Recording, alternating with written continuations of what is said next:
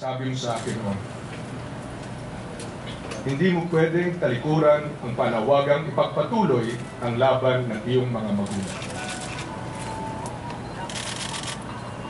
Sa pag-endorsong ito, ang pakiramdam ko, pinapasa mo sa akin ngayon ang mga pinaglaban nila. Napakalaking karangalan ito at sumusumpa ako ngayon.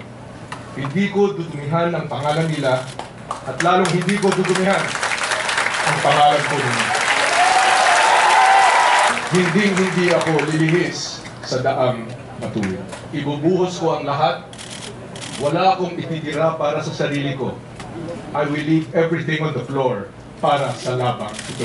Hindi lang ito tungkol sa akin o kay Pinoy. Ang daang matuwid ay tungkol sa mga pangarap ng bawat Pilipino. Mr. President, nung Lunes sa SONA, sabi mo, simula pa lang ito. Simula pa lang ang dakilang kwento ng sambayanang Pilipino.